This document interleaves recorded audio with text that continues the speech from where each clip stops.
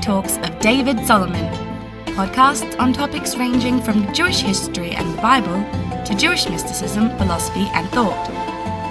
To find out about David's talks, books and more, visit davidsolomon.online.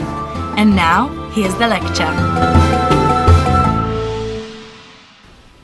Having spent the first couple of talks discussing the Talmudic period, 2 talks on 2 centuries, tonight I've got to attempt to do 3 centuries to discuss this period in Jewish history that we call the Amoraic. The Amoraic, which is the second half of, not the second half, but the second part of the Talmudic. The Talmudic goes from 0 to 500. The first 200 years is the Talmudic, and the second part, from around 200 to 500, is the Amoraic. We're dealing with the Amoraic. So I'm going to go 200, which is roughly where we got up to last week, and I'm going to try and get us up to 500. 300, 400. And I've got to tell you something about this. This period is very, very complex. I can't tell you enough about how complex it is, and I'm hoping to give over a feeling of its complexity.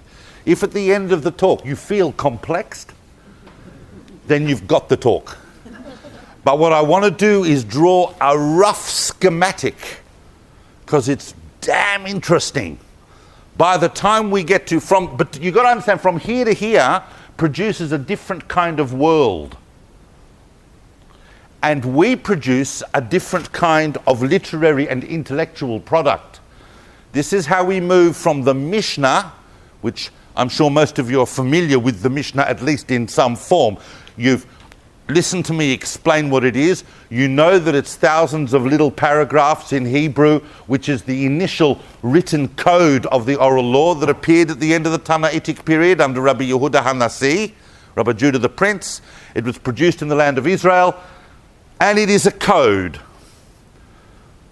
And how we get from there to this thing, by here, we've got this thing called the Gemara. And the Mishnah plus the Gemara equals the Talmud. So we've written the Talmud by the end of this period, but we start off with just this series of effectively a code of thousands of succinct statements about Jewish practice and how we get to the Talmud. But I want to set that deeply within what's happening in the empires and the political environment around us. I want to remind us before we start that this world I'm talking about is very, very still much divided in 2. There are 2 fundamental domains. One is the Roman Empire, and the other is what we would loosely call the Persian. It's actually, by the time we open this era, it's the Parthian. It is still the Parthian. The Parthians are a royal family that have been ruling this empire in Persia for hundreds of years now. That's all about to come crashing down. They're about to have a major dynasty change. That's one of the things we're going to look at. But as we enter this period, we still have these 2 fundamental domains. And of course, the land of Israel, where the Mishnah was produced, is under the control of the Roman Empire. Because we know that it was only a few decades after our rebellion against Hadrian and Bar Kokhba and all of that, that we actually produced the Mishnah. So that's our setting, and that's where we got up to. And just one more thing I want to tell you. I can see people yawning already, but don't worry, I will start content. But I really have to say this, because some of you are going to be sitting there going, oh, I can't believe it. I can't believe he didn't talk about this person. I can't believe he didn't talk about that person. In the Mishnah, and when I say the Mishnah, I actually mean Talmudic literature generally, that is, the recordings of the sages of the Jewish people up to this point. In the Talmudic literature, which includes not just the Mishnah, but also the Tosefta and a number, and all the Brightot, all the different statements that we have collated, and not all of them are included in the Mishnah, The Tosefta, which is an addition to the Mishnah of Tannaitic material, is like 3 times the size of the Mishnah. But in all of that literature, we have probably recorded sages, recorded statements of around about somewhere between 250 and 300 individual sages. Of those, there's probably about 50 or 60 that are very famous, and of those, there's probably about a dozen that would really be familiar to just about everybody in this room. Yep? If I say Hillel, if I say Rabbi Akiva, if I say Rabbi Meir, if I say Rabbi Shimon Bar Yochai, if I say Rabban Gamliel, and those who've been to these talks, we could add a few more, Rabbi Yeshua ben Hanania, Rabbi Eliezer ben Hyrcanus, and so on. But there's over 250 names of the Tanaim. In this period, in the literature of the Amoraic period, which includes 2 Talmuds, and we will obviously explain what that means, we've got, various estimates have been done. I don't think anyone's got an exact amount, but it's around about 1,300 individually recorded sages who were living in this period. So first of all, that's staggering. When else in Jewish history could we point to a 300-year period where we know the names and recorded statements of 1,300 rabbis in that period? Maybe the last couple of 100 years from now, we could dig around, we could find that, but only because we're very close to it and we have a lot of recorded history. But this is astonishing. But you've got to realize that of those 1,300 rabbis, if I'm giving a talk looking at the historical overview of this, I can't talk about all of them. I can't even talk barely about 10 of them. I could maybe talk about 6 or 7 of them. The ones where when you're sitting at that dinner party and the Amoraic period comes up, these are the ones you need to know to not look silly. Maybe I could talk about those. So please forgive me already from the outset. The world is divided. Now, Rabbi Yehuda Hanassi creates the Mishnah. Now, you've got to publish the Mishnah at some point. Yep? It's like yesterday wasn't the publication day of the Mishnah, and tomorrow is after the publication of the Mishnah, so the publication of the Mishnah is today. And at that point you draw a line. So some people are going to make it into the Mishnah because they've been around, they're sages, either they've lived in a former era or they are senior rabbis at the time of the Mishnah, colleagues of Rabbi Yehuda Hanassi, and they find themselves in the Mishnah at the time of publication. But you're going to have younger scholars who are just as brilliant, and perhaps even just as learned, who, because they haven't quite reached that level of seniority, are going to find themselves outside the Mishnah on the day that it's produced. Everybody follow? And it is one such figure who becomes the most significant person at the very beginning of this era. He is the transition from the Mishnah to the Gemara. He's the transition from the Tannaitic to the Amoraic. His name is Abba Aricha, and we know him as simply Rav. And Abba Aricha was born, his name is also Abba Bar Ebo. We don't know if Aricha was a family name or whether it was Aricha was what they called him, because it's Aramaic, like Hebrew, it means long. So he may have been very tall. But he was known as Abba Aricha, Abba Bar Ebo, and he actually was born here in Babylonia. Remember the whole Persian Empire, which is kind of more or less ruled from Iran, but includes everything today that we would consider. It would certainly include Iraq, and Iraq, which is Babylon, is the dynamic new center. Not just new, it's got elements that are very, very old, but is having a whole resurgence. Whereas the Jews of the land of Israel and in the Roman Empire generally have just gone through a couple of centuries of serious legitimate crap, the Jews in the Persian Empire have more or less been able to thrive and have existed in more or less an environment of tolerance. More or less, but I'm going to talk about what that means in a moment. But Abba Aricha came from Babylonia as a young man, and he studied with the great rabbis of the last generation of the Mishnah, but he was only around 25 when they actually put out the Mishnah. In fact, there's a very famous statement you'll find going through the Talmud that says, Rav Tana Upalig, that in some cases, Rav Abba Aricha, even though he belonged to the next era of Jewish history, is considered a Tana, and you can use his opinion against a Mishnaic opinion. But he's actually on the cusp. Now what he does, I mean, his career is overwhelmingly interesting in itself, but what in essence he does is that after the completion of the Mishnah, he decided to return to Babylonia, to Iraq effectively. Now in here, somewhere, is Iraq.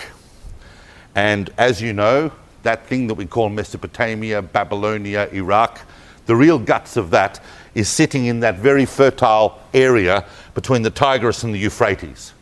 This was literally dotted, pixelated with Jewish communities, some bigger, some smaller, and 4 of those Jewish communities are going to go on and acquire tremendous fame. How do you get on the map in Jewish history? I'm not having a fundamentalist moment, but it is true. How do you get on the map in Jewish history? You end up on the map of world Jewish history when you start producing Torah scholarship.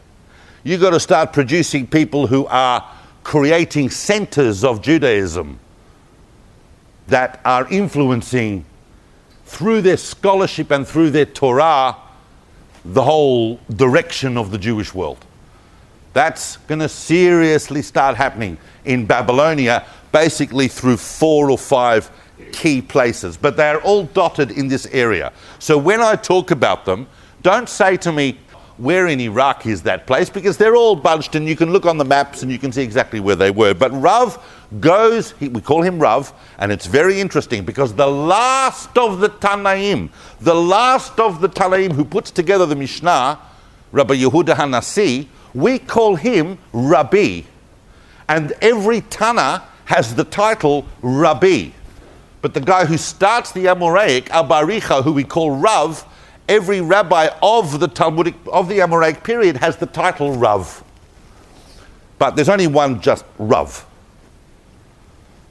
And Rav goes back to Babylonia, and he goes to the Torah center in Babylonia, which at that time was a town called, and we've mentioned it before in a different context, in talk number 1, Nahardea. Now you remember Nahardea from talk number 1 in this series, because Nahardea, a couple of centuries before, had an independent Jewish state there for a while, if you recall. But it was a real center of Jewish learning in Babylonia. And Rav went back to Nahardea, but he took with him, and this is the important part, he took with him a new educational technology, which was a curriculum, which was the Mishnah. In Babylonia, they were studying the Torah, and they were studying the practices of Jewish law, but they were doing it more or less according to an institution which in Babylonia was known as the Sidra. That means that every week, according to the section of the Torah that was being studied, they would look at the laws and the mitzvot and the underpinning ideas around that section. That's how they studied the whole Torah. Rav arrives in round about 220 with this new curriculum, the Mishnah. We are now going to study according to topic. Rav only stayed in Nahardea for a while, and he then went and established his own yeshiva in a different town called Sura. Now we have 2 places. Why did Rav go to Sura? One of the reasons Rav went to Sura is because Nahardea already had a ginormous sage. And that sage, the other really, really big figure at the beginning of the Amoraic, who is a counterpart to Rav, also in Babylonia, and his name was Shmuel, not Shmuel the prophet from the Bible. This is Shmuel, the great sage of Nahardea. And Shmuel is an extremely interesting person. Different kind of intellectual growth, different type of learning. Whereas Rav had become very, very steeped in the learning of the sages of the Mishnah in Palestine, in Babylonia, spiritual leaders and those being educated were encouraged to study a wide range of topics, even outside strictly religious parameters. Shmuel was famous as more or less what we would call a proto-scientist of his day. He certainly knew astronomy, and we have that recorded a number of times in the Talmud, very familiar with the star charts and patterns of his age, and medicine and a few other things. That also sets up a kind of a model going forward for the next 1,000 years of kind of the ideal rabbi who is not just a sage in Torah, but knows everything. And Shmuel had very, very good relations, as did Rav, but particularly Shmuel. These two, who are the beginnings of the Amoraic period, had very good relations with the local rulers. And I'm going to talk about that. We know that Shmuel was quite good friends with Shapur I, who we're going to talk about. And so in terms of implanting them in an environment which is completely different, here, getting on with the emperors and the authoritarian secular rulers is constantly a struggle. But in Persia, it was a bit of a different story up until here. And it was a natural thing. Quite some time before, the Parthians had recognized the leaders of the Jewish community and had raised them up in honor and dignity, so that in fact we already have a kind of royal family happening in Babylonia, which is the family of the Reish Galuta, the head of the exile, which is in parallel with a similar type of arrangement in the land of Israel, the role of the Nasi, which was a descendant of the house of Hillel. Remember that in the last 2 weeks, we've looked at how the house of Hillel has been the nominal head of Jewry in Israel, going from Hillel through the Gamliels and the Shimons and more Gamliels and more Shimons, and that is the house of Hillel. That is the house of the Nasi. And in Babylonia, which also claimed its descent from King David, we have the house of the Resh Galuta, the exilarch, the head of the exile. Back in the land of Israel, the Mishnah is also being studied by the next generation of scholars after the completion of the Mishnah, and they also are a very important part of the Amoraic picture. The big figure at the very beginning of this era, once the Sanhedrin in Israel is established in the land of Israel, in Tiberias, is of course Rav Yochanan Bar Napacha. And that's the whole story, is when you read Rav Yochanan, whose brother-in-law was Resh Lakish, and all of that dynamic that is going on in the land of Israel, especially surrounded around Tiberias. The Sanhedrin is still going, but the conditions aren't as conducive as they are in Babylonia. So the Amoraic period gets underway. It's got 2 places in Babylonia. It's got Nahardea, it's got Surah, we've got Shmuel, we've got Rav, and they are starting to give over the recorded statements of their teachers and what they have heard.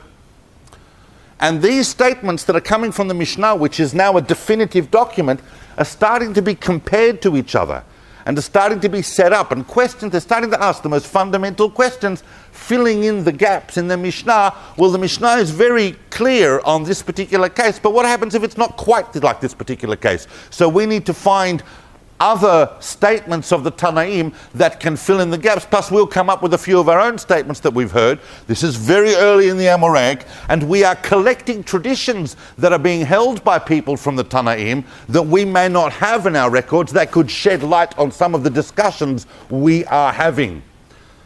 There is an entire literature of Tanaitic material that was left out of the Mishnah, which is known as Breita. The word Breita actually means, in Aramaic, outside. Abra, outside. So this was outside the Mishnah, but nevertheless, it has the canonic strength of the Tanaitic material. It has the same weight as the Mishnah. It just, for whatever reason, wasn't included. And so they are starting to collate those and compare them, but also, and very, very importantly, transmit them to the next generations. But before we get carried away, the Amoraic period is up and running, but we now need to talk a shtickle politics, because I've got to tell you what's going on. And it's not simple. Round about here, there is a decisive break in the Persian continuum, which is called the end of the Parthian and the beginning of the Sassanid Empire. Now you might say, well, no, so they changed families. So they changed. It wasn't a name change. It was a fundamental political, ideological power shift within the Persian Empire. This one family had been in power for hundreds of years. Now there's a completely different power dynamic, which we now call the Sassanid Empire. And that goes right here. The last of the Parthian kings, who basically lost the Parthian Empire for his family, was Artaban, or Artabanus V. Artaban is mentioned a few times in the Talmud. He was the last of the Parthian kings, and he was a friend, friendly, with Rav. And that's that famous story, which also has echoes of something we spoke about before with Onkelos, but it has famous story when Artaban sent Rav a gift, and he sent him a really, really precious pearl or jewel. And Rav needed to reply and send Artaban, the emperor, the Parthian emperor, back a gift.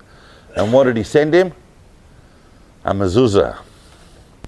So Artaban flips out. It goes, like, I sent you this really expensive jewel, and you sent me basically a cloth with, I could get for $20. Like, what are you talking about? And he said, my gift is much more valuable than yours, because your gift, I have to spend all my time protecting it. But the mezuzah, you put it on the outside of the house and it protects you. That's a famous story, and but it shows, it's a story that, although a bit shrouded in legend, shows that there was definitely a relationship between the late Parthian emperors and the early Amoraim. But then we get the Sassanids coming in. Now, it's not my function in Caulfield Shul to talk about Avodah Zarah, but I love it. We have to go a little bit into another religion to really understand this. And that other religion is the main religion of Persia at the time. And that religion is, of course, Zoroastrianism. Zoroastrianism. And this is not a lecture, unfortunately, on Zoroastrianism, but basically, Zoroastrianism it's been described as a cosmogonic dualism inside an eschatological monotheism. What that effectively means is that Zoroastrianism, and it's important to understand this because of the development of the next few hundred years. You need to understand this. Zoroaster had been wandering around hundreds of years earlier. This is a religion that had grown and grown and grown. This is a religion that was ginormous. This is not a religion that would have seen itself in the year 2018 going, where are the Zoroastrians? This was a religion that had all sorts of different factions and upheavals and revolutions, a religion that controlled huge parts of the world.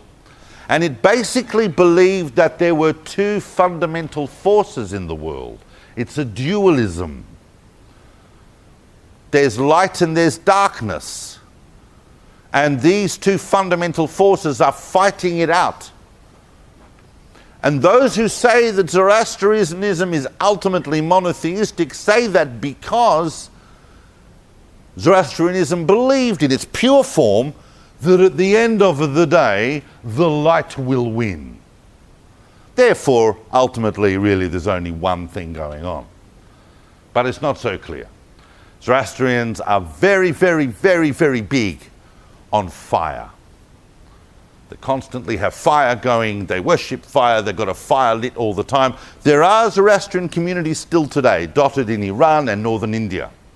They still exist, but nowhere like they did before. Now, Artaban, the last of the Parthian king, was of course a Zoroastrian, but he was like a personal Zoroastrian.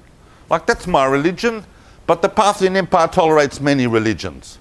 But the new Sassanid kings, when they came in, having wrestled the empire from the Parthians, attempted to impose Zoroastrianism as the state religion.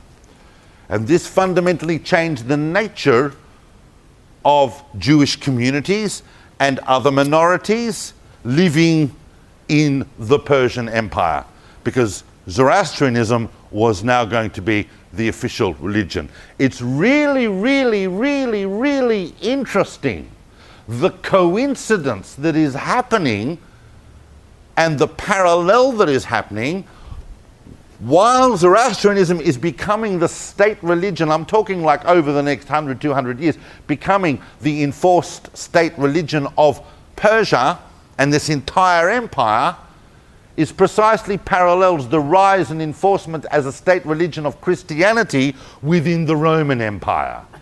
Prior to those events, prior to the 3rd century, both of these empires would have been considered, even by our standards, tolerant.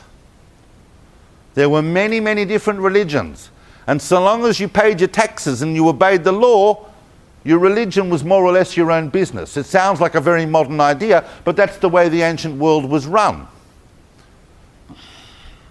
Now, the first of the big kings, the really ones that really are mentioned a lot in Jewish historical records and in literature, of the Parthian Empire, very, very, very important king.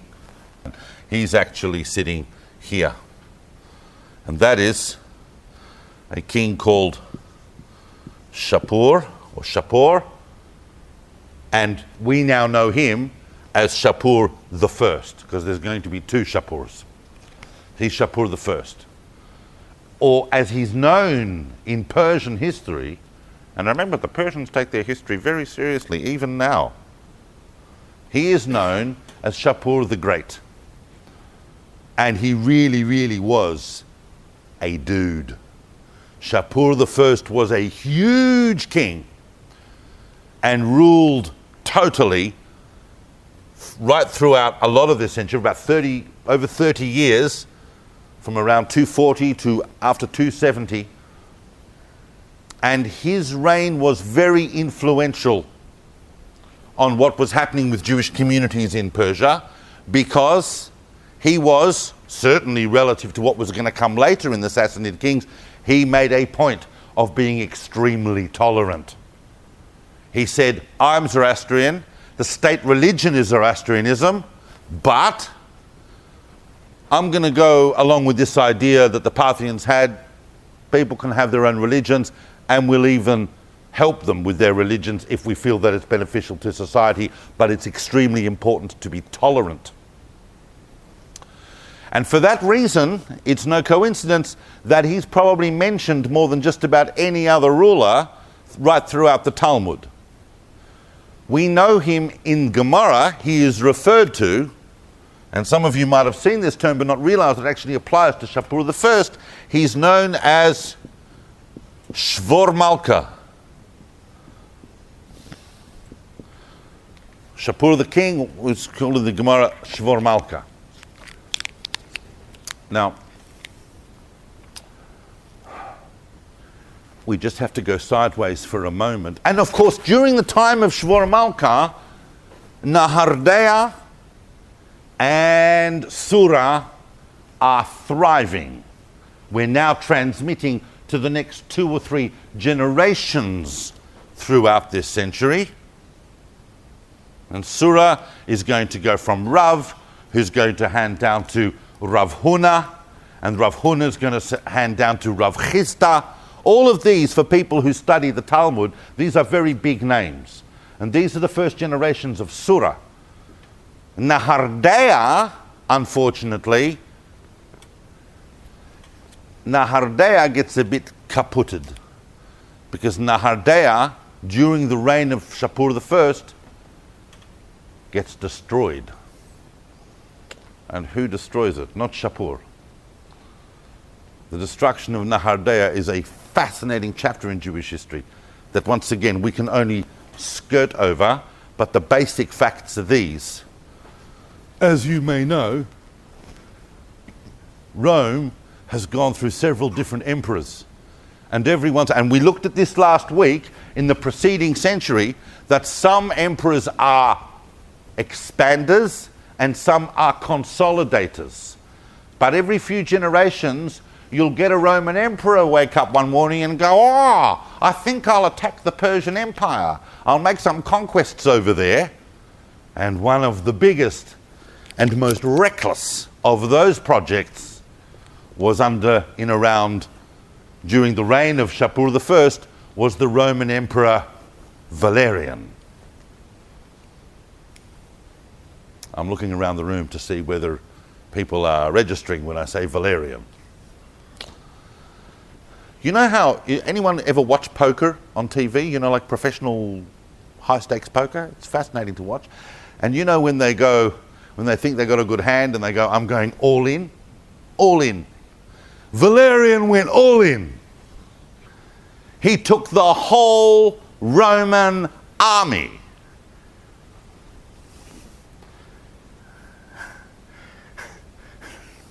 He took the whole Roman army and he launched it into the Persian Empire. And Shapur I said, game on. And at the famous Battle of Edessa, the Battle of Edessa actually is one of the real turning point battles in history. It's fascinating. But the Battle of Edessa, Valerian didn't just lose, he lost the entire Roman army. All of it was surrounded and imprisoned. It is the only time in the whole history of Rome that the emperor himself, because Valerian led the army, that the emperor himself was taken prisoner. The emperor of Rome was taken prisoner at Edessa. This was a massive defeat for the Roman Empire. However, one individual sitting here in Syria,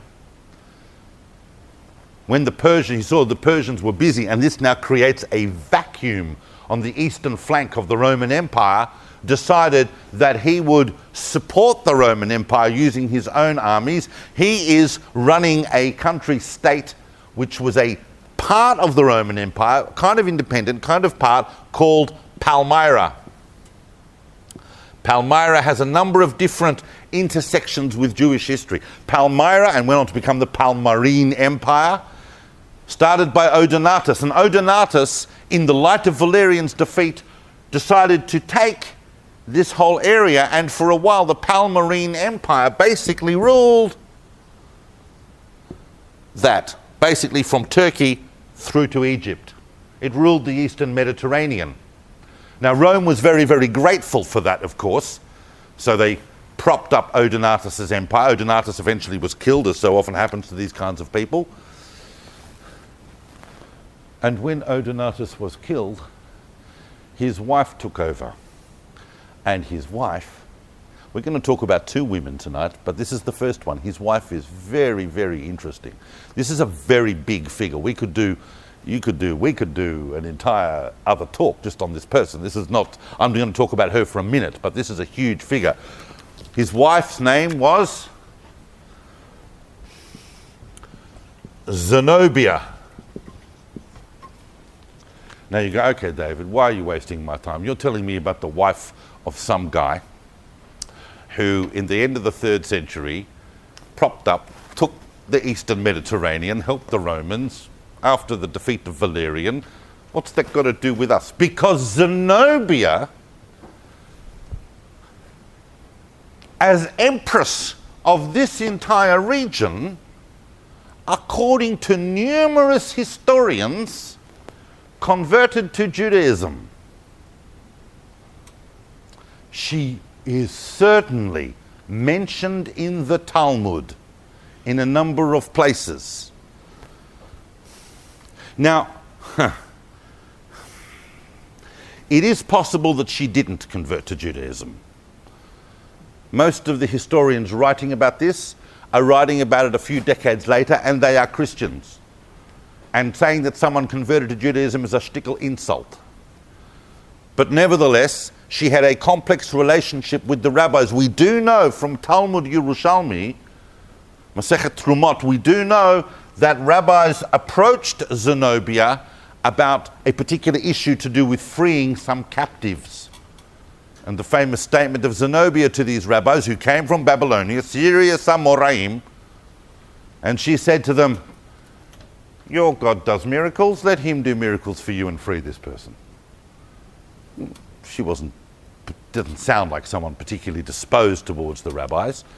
And other historians are coming along and saying, oh, that's because she was a convert, they didn't treat her nicely. But there's all sorts of different things going on there. But she had a complex relationship, and she ruled over the land of Israel. We have a number of archaeological sites of evidence that make this picture once again, very, very complex. Of course, the story doesn't end there for Zenobia. It's not our story tonight, but Zenobia goes on to become this great big kind of icon in history about women and political liberation and so on. She's like a Middle Eastern Boudica. People are looking at me. Does that ring a bell? You know what I mean by that, don't you? Good. So, in fact,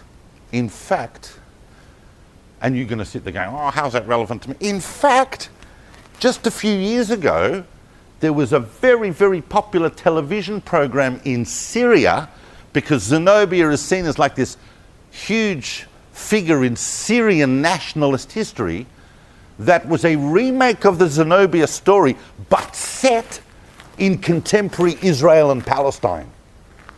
And the Palestinians are trying to throw off the Western imperialist yoke, the way that Zenobia was leading this nationalism on behalf of Syria before Syria was even thought of. It's a fascinating way in which history weaves in and out. But we know Zenobia because of her interrelations with the rabbis. Now, the other thing that happens, and I should have mentioned this earlier, but just on religion, but I just want to make this clear, because everything we're talking now is really just setting the background, is that during the time of Shapur I, Shvor Malka, due to his tremendous tolerance, he didn't just tolerate existing religions, but uniquely for an ancient world ruler, he tolerated new religions. And there was a very big new religion that popped up in the middle of the 200s, and that is the prophet Mani, who started what we now call Manichaeism. Now, Manichaeism is many things. It's also deeply dualistic, which is why Manichaeism is kind of like a synonym for dualism. They believed in, but there's without the monotheism. Manichaeism is hardcore. What is that? That's whiteboard. I was about to drink whiteboard cleaner. I thought, that looks fun. It's pink. It's probably nice. Unbelievable. Can you imagine what would have happened? I'm standing here having drunk whiteboard cleaner, and then you'd go, that would be interesting. Now, as I said, this talk is complex, but bear with me. Mani's ideas are very, very dualistic. Without this we don't know which way it's going to go. Maybe darkness will win. Maybe light will win. One of the things about Mani's view was he was extremely anti-religion. Now, I know that sounds strange. He starts a religion, but he's very anti-authoritarian religion. And because the Zoroastrianism by his time, classical Zoroastrianism, had become very institutionalized. And Manny, who came from that background, well, kind of from that background, because Manny was actually born into a very, very unique, bizarro, el weirdo community of Jewish Christians that were living in the north of the Persian Empire, called the Elkasites, which philologists have worked out comes from the words El Kaseh, meaning God hidden, the hiding of God, and they had their own weird theology. Many came out of that, mixed it with the local Zoroastrianism, and basically said, well, you know, went to India, came back from India, said we've had Buddha, we've had Zoroaster, we've had Jesus, and now we have me. And he didn't like texts. Because text, you know, I mean, I'm always saying, oh, it's a shame they wrote it down. Texts are the beginning of congealed religion. It's no good. Well, that's very Maniistic to say that. But he was very, very fervent.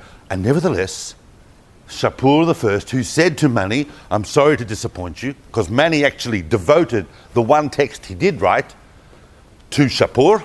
But he said, thank you, very flattering, but it's not for me, but I'm going to tolerate it, I'm going to allow it. So this is an example of how under Shapur I, now, why did I go into all that? Sorry, thank you for keeping me back on track. Is because Odenatus of Palmyra had destroyed Nahardea. And so the students of the school the Shivot of Nahardea, and particularly the main student of Shmuel, who we know as Rav Yehuda, or Rav Yehuda Bar Yechezkel, went and started a new yeshiva in a new place to rebuild what had formerly been Nahardea, and that new place was Pumbedita. So now we had Nahardea, now we've got Surah, and we've got Pumbedita. And of course, Rav Yehuda Bar Yechezkel is going to pass down to a very, very, very important student of his called Rabba Bar Nachmani. You don't have to remember all these terms. I said I would only mention a few names just to keep me honest, but the reality is that we're talking hundreds and hundreds of names. But Rabba was the great, Rabba Bar Nachmani, who we know as Rabba, was the great student of Rav Yehuda of that next generation building up Pumbedita. And then his students, the next generation, went on to become very, very significant. And we have to spend a few minutes talking about them, because by the time we get to here, we are in the third generation of Pumbedita, which had taken over from Nahardea, and we're talking about the first half of the 4th century, from around up until 350. The two big figures that are scholars emergent from that school of Pumbedita are Abba ben Yosef Bar Chama, who we know as Rava, and his companion Abaye.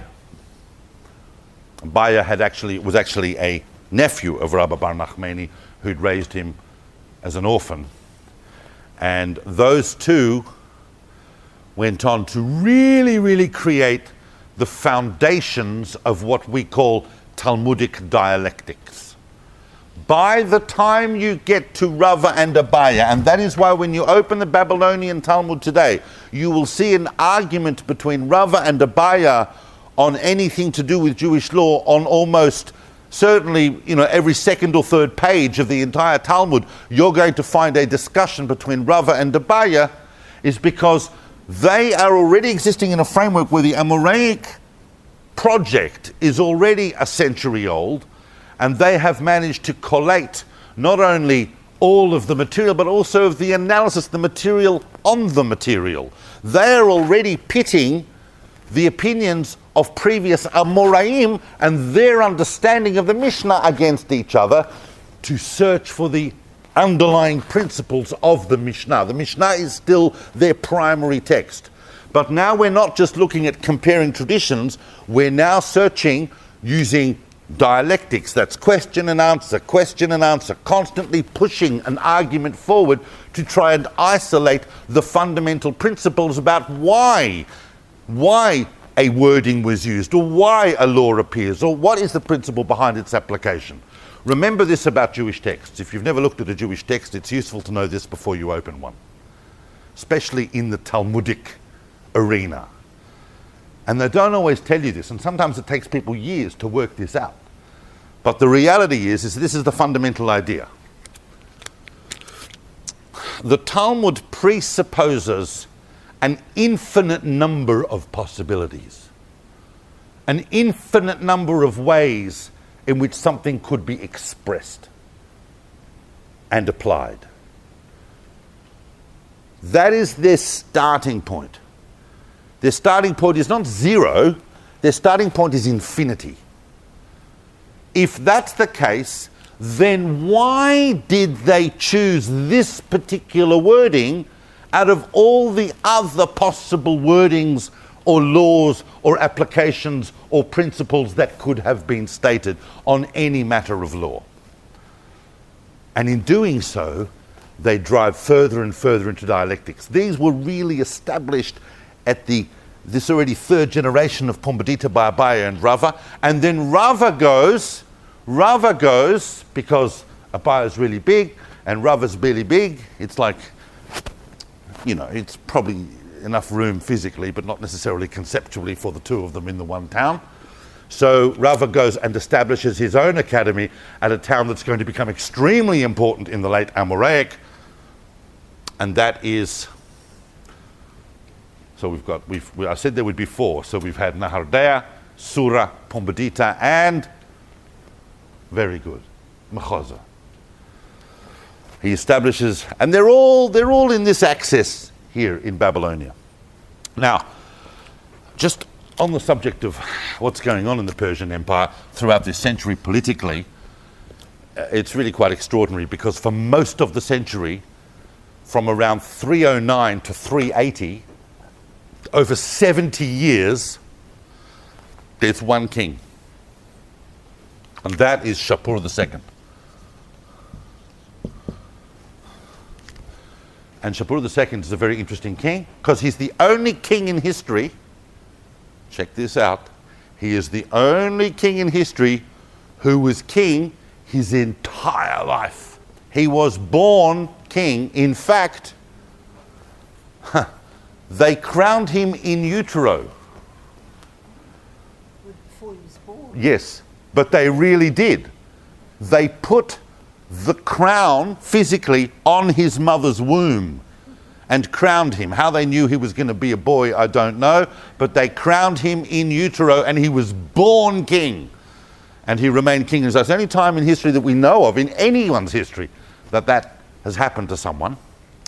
And Shapur II, like his grandfather Shapur I, was more or less tolerant, but not as tolerant. He had to deal with some fairly significant pressure from Zoroastrian priests and religious classes that were pressing for not just to make Zoroastrianism the state religion, but actually to enforce it. Nevertheless, he was tolerant of a number of minorities. Now, part of that is because of the following. And I'm going to tell you something, and I'm going to warn you that if you look into this, and some of you will, because it's very, very interesting, is that you will find that once again, it is greased with complexity.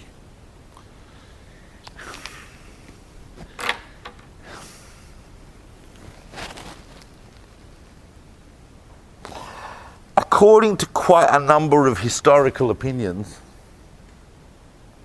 Shapur II's mother was Jewish. We know her name, but I'm about to tell you why it's not so simple. Her name, and you can look at it because she's a historical figure, is Ifra Hormiz. And Ifra Hormiz, but before you start getting clever with Ifra, I've got to tell you something. There are two distinct historical views of Ifra Hormizd, and they don't seem to be talking to each other. One view says that Ifra Hormizd was the mother of Shapur I, and the other is that she was the mother of Shapur II. Now the Talmud, that's historical, that's not in the Talmud, that's from other historical sources, but the Talmud talks about Ifra Hormizd and talks about her as the mother of the Emperor Shvor. So whilst that's great that confirms to us from the Talmud that was in fact the case, the Talmud's not clear on which Shvor it was. But most historians say that she was the mother of Shapur II. And what's fascinating more about her is that although she had an extremely close relationship with the rabbis of Babylonia, with the great Amoraim, we're not entirely certain that she was Jewish, as opposed to being incredibly fascinated by Judaism. What we do know from sources in the Gemara is that she would have all sorts of interesting dialogues with the rabbis. On one occasion, she sent the rabbis some money, and she said, give this towards a big mitzvah, without specifying what the big mitzvah is. And there's a beautiful, beautiful Talmudic discussion that follows based on the donation of Ifra Hormizd to a mitzvah rabbah. What is a big mitzvah? What is a great mitzvah? And a big discussion on what they were going to give the money to. And eventually, in the course of the discussion, they arrive at what it's for.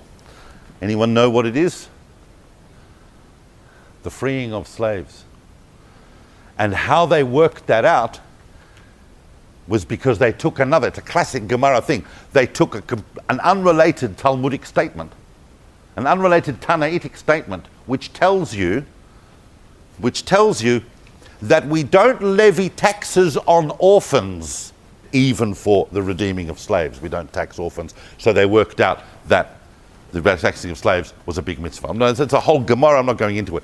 In another place, in Gemara Nida, and this is weird, and I'm not going into this in too much detail, for obvious reasons, but she sends them a question in Nida. She sends them a blood-stained cloth that apparently is hers, to ask them whether she in fact is Nida, whether she is menstruating. And rabbis until today are answering questions like that based on the various distinctions of various markings and whatever, but she's doing that. So obviously you think if she's not Jewish, then she's pretty obsessed with Judaism if she's doing that. But they didn't say to her, oh, you're obsessed with Judaism, leave us alone. They answered her questions, and then they tried to go out of their way to impress her. So there's a very, very fascinating connection between the royal household of the royal Sassanid household and the rabbis, and these are playing out right throughout this period where things are becoming dynamic in Babylonia with all of these. And there's a return to Nahardea. Nahardea gets rebuilt. Surah gets rebuilt up. You mentioned Ravashi. Ravashi's coming along at the end of the 300s under a student of Rav Papa. And they are building up. And in fact, we're going to talk about Ravashi in a few moments. But it's impossible to talk about the 300s in Jewish history without me telling you about the events. And I have to do that. And some of you are looking at me going, oh, what events are they, David? And some of you looking at me going, oh, I know what events you mean. Because meanwhile, back in the Roman Empire, while all of this is happening,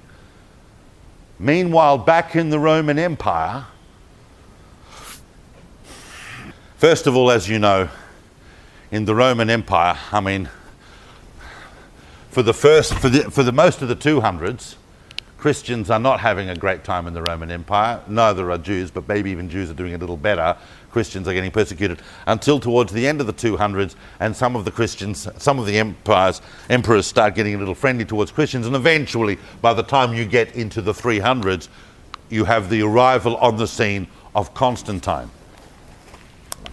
Now, Constantine is an enormously important emperor in the whole span of the Roman Empire for two fundamental reasons. One is because he's effectively the guy that's going to go ahead and Christianize it. He's not himself necessarily a Christian. His mother is a Christian. And his mother visited the land of Israel and pointed out all sorts of Christian holy sites. But he is extremely disposed towards Christianity. He sets up the Council of Nicaea, which is going to be a big, conference of all the authorities of the Christian church. They're going to lay down some of the fundamental principles of the Christian church. And basically, by the end of Constantine's reign, Christianity is now fully legit and he fights wars in the name of Christianity, and Rome is going to be Christian. But the other very, very significant thing that Constantine does that makes him such an important emperor is because he establishes here in what is today Istanbul, Constantinople, a new capital of the Roman Empire. It has occurred to more than one person by now that Rome, the center, the weight, the power weight, the economic weight of Rome is no longer over here in Italy, but that Rome is really a conglomeration of a huge range of peoples and lands and economies, and its weight has shifted far more to the east, and it makes sense to actually centralize the empire in what is today Turkey rather than Italy. That's a very, very big momentous thing, because that's going to be the beginning of what is eventually going to break the Roman Empire into two. Because by the time you get less than a century beyond that, you're going to have a Western Empire focused in Rome and an Eastern Empire focused in Byzantium, which is what Constantinople becomes. And that is about to happen. But after Constantine, basically, Rome is Christian, the whole of the Roman Empire, and not in a good way as far as the Jews are concerned. Once the Christians are the state religion and they are in power, they are enforcing all sorts of uncomfortabilities upon Jewish communities. Now,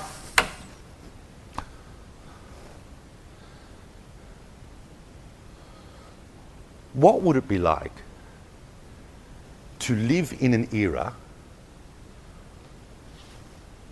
where you are accustomed to secular rulers of big empires being ambivalent towards Jews, and suddenly someone comes along who completely upsets the apple cart of the political system,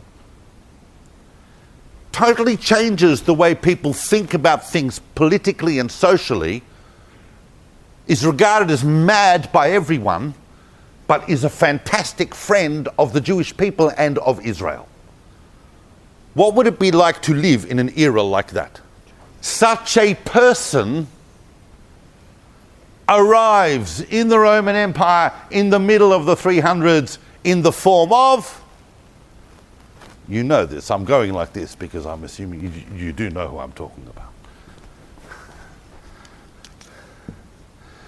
360 sees the arrival of Julian, who is known in history because, of course, it was Christian historians who gave him this name, Julian the Apostate.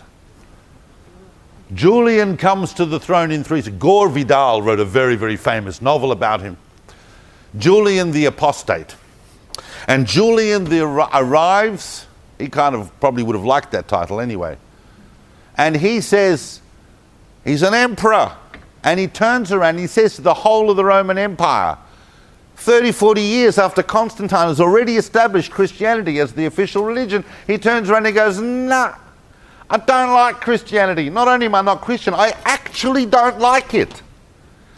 It's a totalizing, universalizing, homogenizing piece of yuck. I don't like it. I want to reinstitute paganism, because under paganism we had tremendous tolerance. And frankly, I think the reason why the whole Roman Empire is going down the toilet is because we've abandoned the Roman gods. And I want to bring it all back. This classic romantic idea of how it used to be. Let's make Rome great again. Literally said that.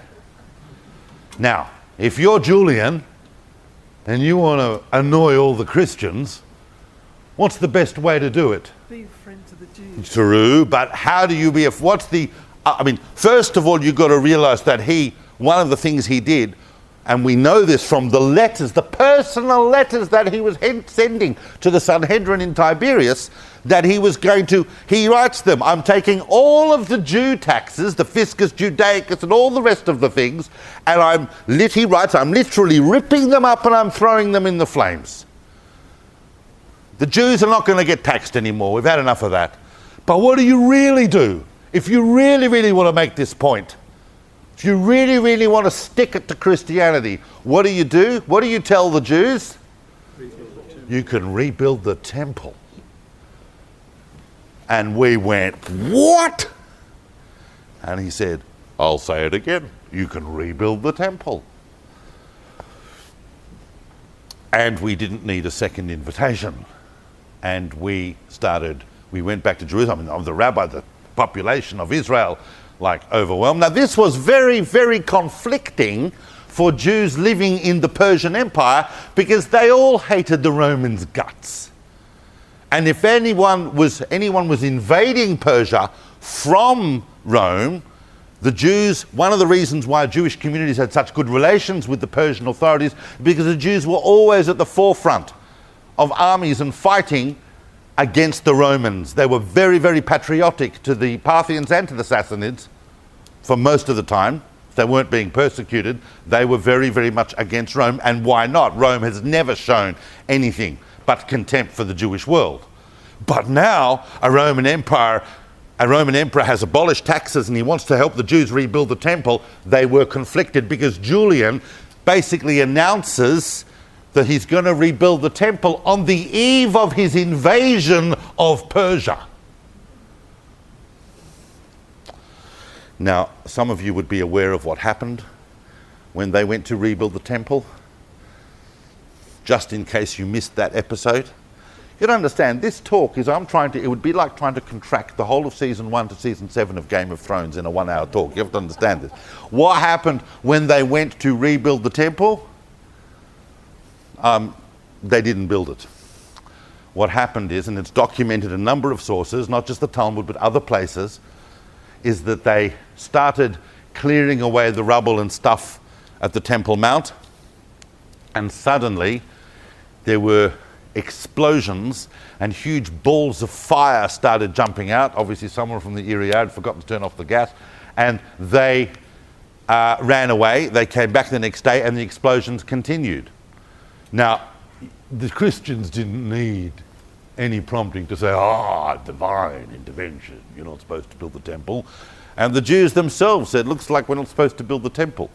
We don't know what that was. Some saw it as supernatural, and some historians today still try to find natural causes for that. There was an earthquake around the same time, whatever it was, but we physically couldn't do it.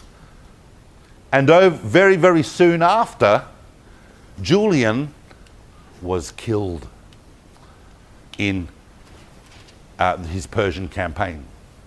And so we never got to find out what would have happened if Julian had come back from Persia and re-established his authority in Christian Roman Empire, because after Julian, it's all pretty yuck.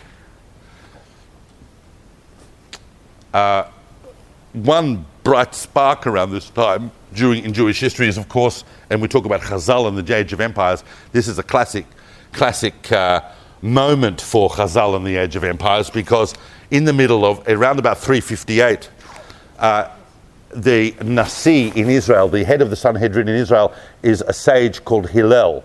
We know him as Hillel II, not to be confused with his antecedent who's living nearly 400 years earlier, who is Hillel HaZaken, Hillel the Elder, one of the early Tanaim. Hillel II was an Amora living in the land of Israel.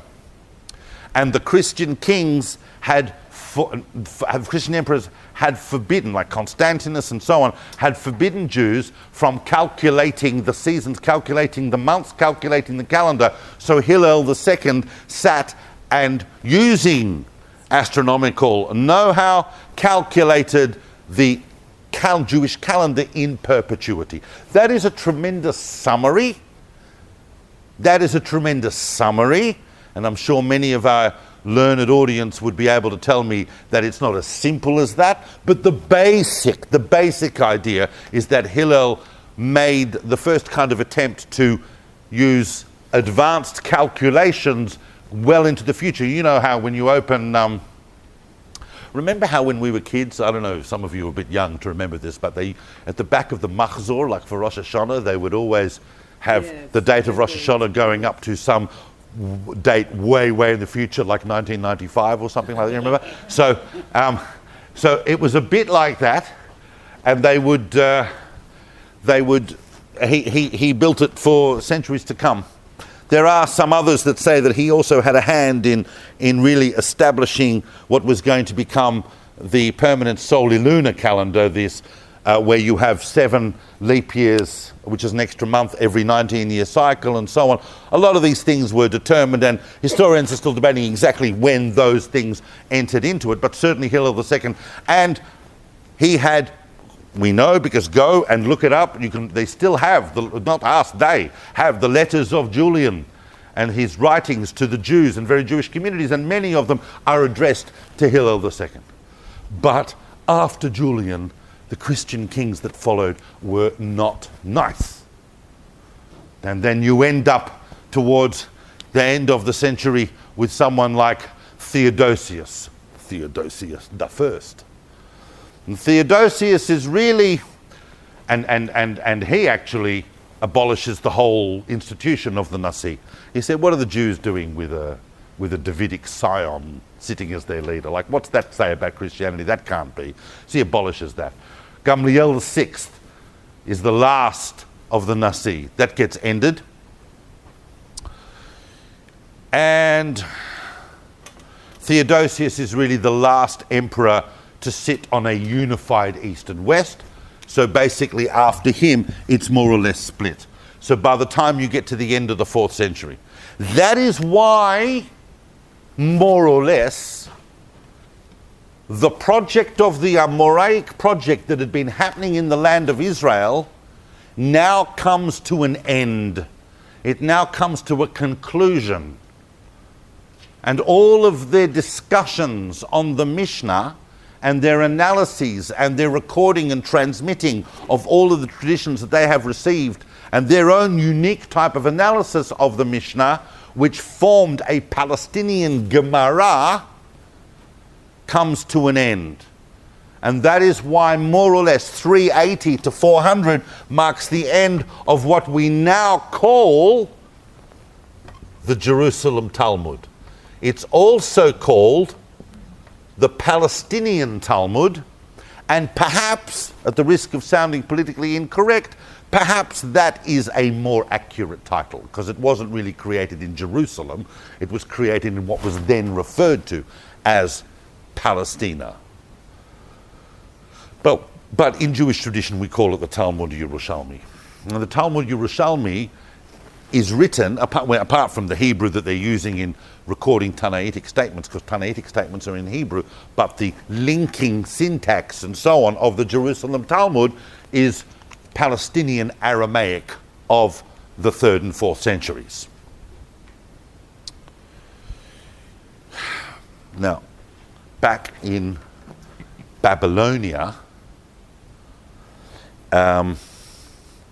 we have figures like Ravashi, who are reviving Surah, and importantly reviving a very important institution that I'm glad that I remembered to speak about, that's gone on for the last couple of centuries in various forms, an institution unique to Babylonia, a Jewish institution called the Kala,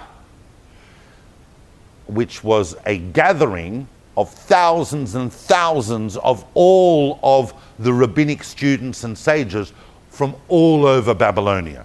Remember also, there was a lot of back and forth between Babylonia and Palestine on questions of rabbinics as well, back and forth. But in Babylonia was this unique situation called the Kala.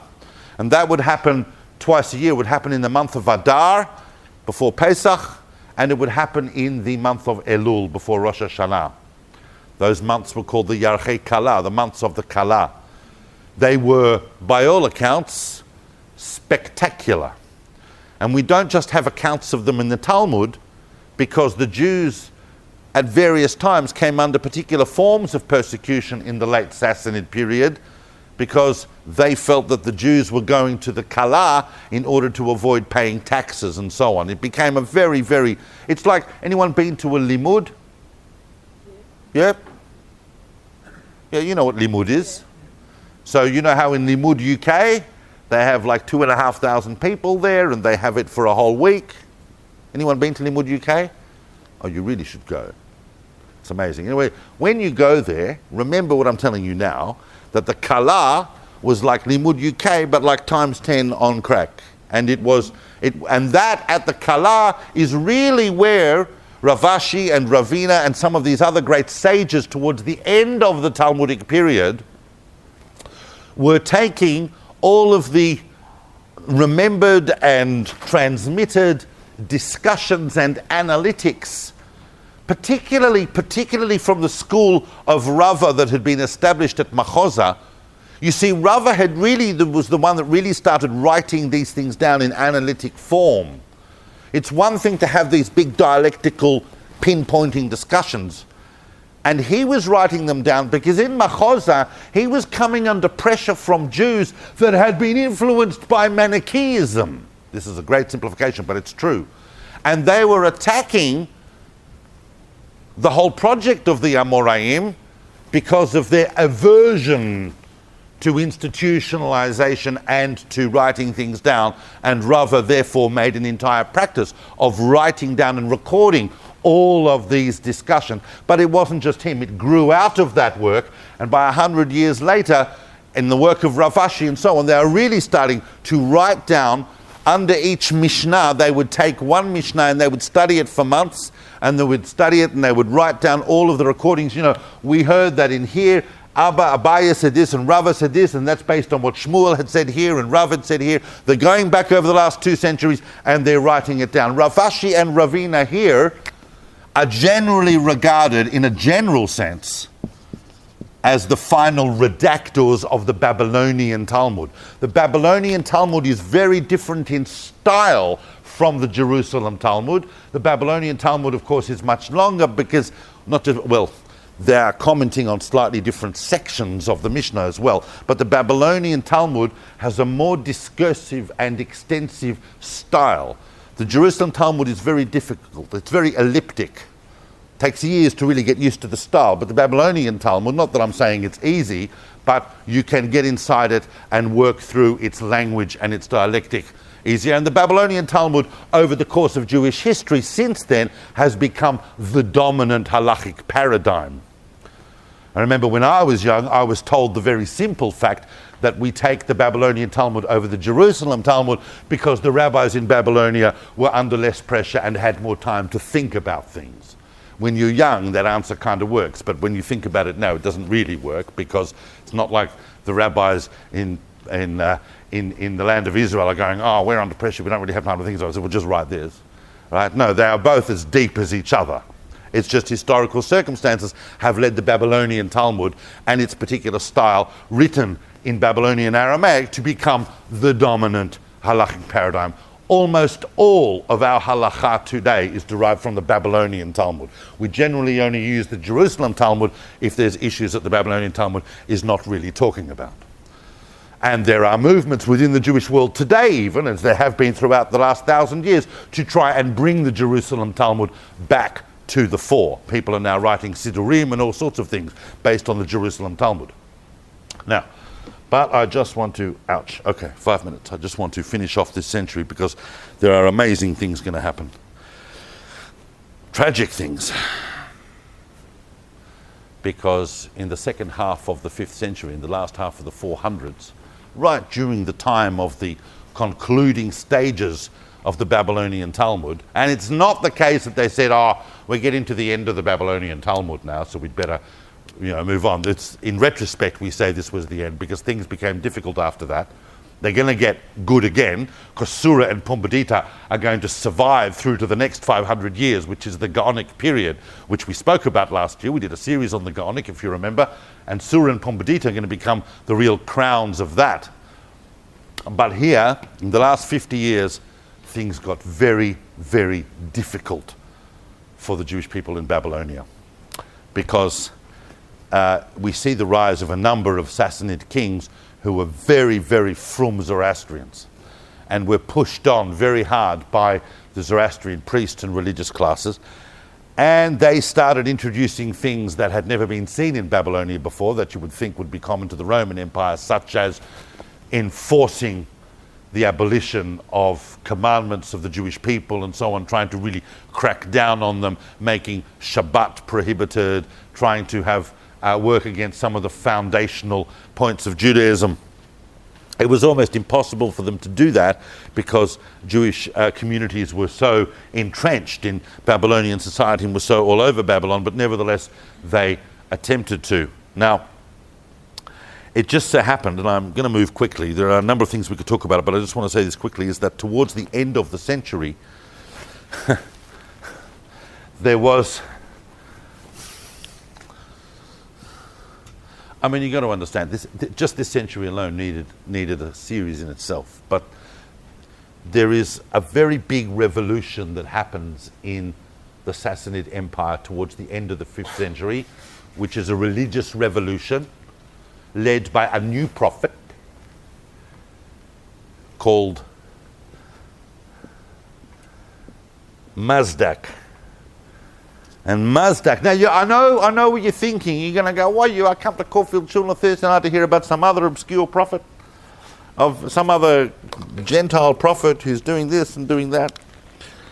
These are massive, massive figures. Understand, while we are creating the Talmud, and we're not just creating the Talmud. We're not just creating the Talmud.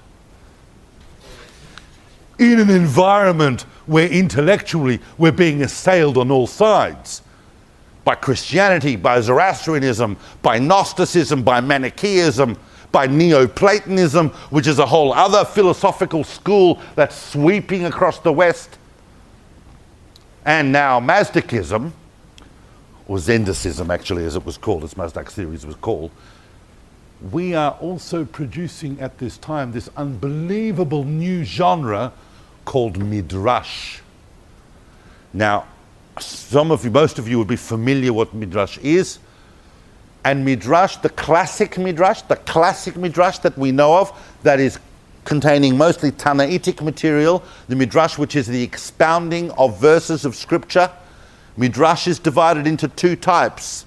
There's Agadic Midrash, which is all about the narrative parts of Torah, explaining when you say, you've done something, there's a famous Midrash that says, that, Abraham smashed the idols in his father's shop, right? That's not in the Torah, but that's a classic example of a Midrash that might come to explain how we get from one part of the Torah to another or why certain things are happening. That's a classic type of Midrash. That's an Agadic Midrash. But you have halachic Midrash as well, which is expounding verses in order to arrive at particular interpretations for the purpose of halachic practice.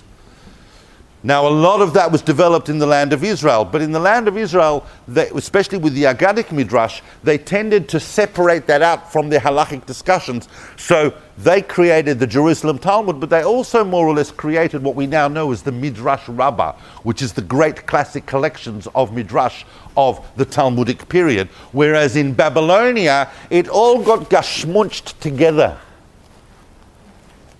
So you're reading something in the Babylonian Talmud, you're deep inside a halachic discussion, and suddenly they're telling you some story about some guy that goes to see the king, and he finds a fish, and he finds a this, and he comes back, and he sees this, and he goes there, and he's walking through a field, and this happens, and he goes there, and and coming back to the halachic discussion. So much less of that is going on in the Jerusalem Talmud. But in the Babylonian, it was all seen as one great big field of play. and serious play. But we are developing this incredible thing called Midrash, which is still with us today. Midrash, compilations of Midrash are going to be created again and again for the next few hundred years. Some with older material, some with later material. But that project is really getting going during that particular time. But coming back, lahavdil, to Mazdak. Mazdak is a very big reformer, hugely popular. And Mazdak is kind to understand Mazdak, but a very unique reformer, because to understand Mazdak is to understand someone who is like Karl Marx times Gandhi times 10 on crack. He was totally into pacifism and universal sharing of everything. And whatever came into your head when I said everything is what he meant. This, of course, then starts freaking out conservative, Jewish and Christian, let alone other types of communities right across.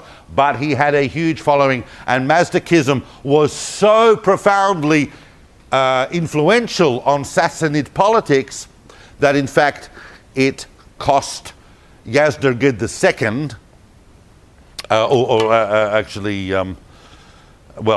through Yazdegerd I, Yazdegerd II, and then covered the first. Serious kings were losing thrones over these massive reformations that we don't have time to go into now. Basically, in the wake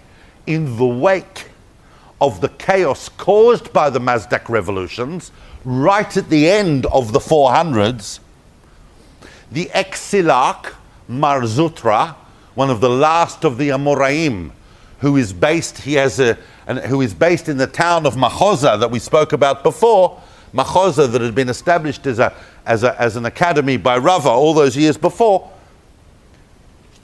breaks away from the rest of the whole of the Sassanid Empire and declares Machoza an independent Jewish state right in the middle of Babylonia. And they're not going to pay taxes, and they're going to defend it. And they held on to that state, bearing in mind that when Mar Zutra did that, he was 15. He ascended due to the vacuum created by the martyring of the previous generation, who'd also come under pressure from the Sassanid kings. He inherited the position of Resh Galuta at 15, and he creates an independent state that he holds on to for 7 years until the emperor regained his throne, and then they came through and they retook Machoza and they crucified Mar Zutra on the bridge of Machoza.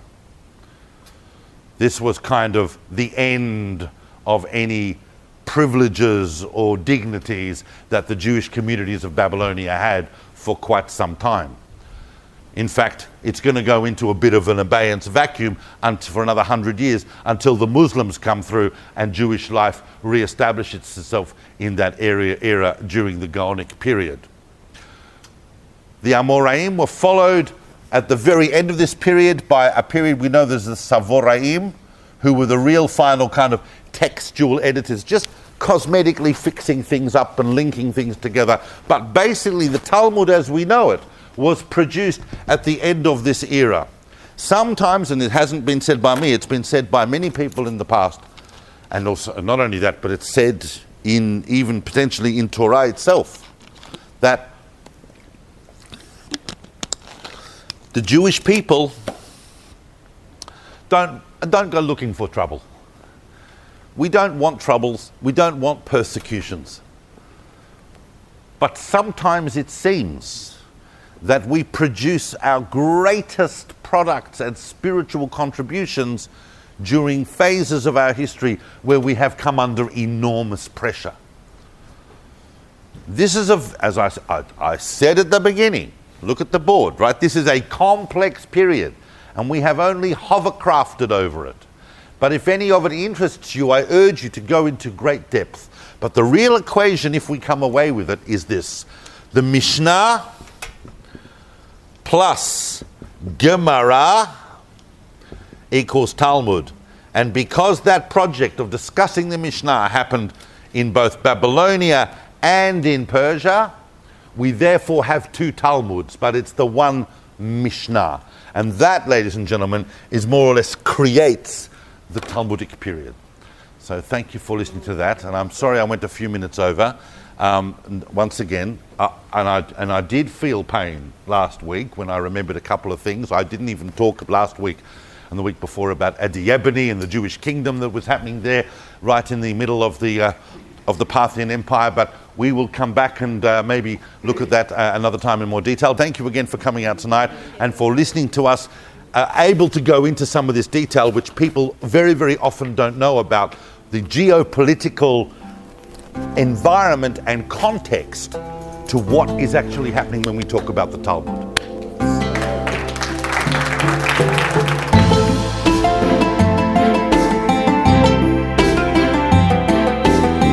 Thank you for listening. To find out more about David Solomon's books, recordings and classes, or to support his work and teachings for just a few dollars a month, visit davidsolomon.online.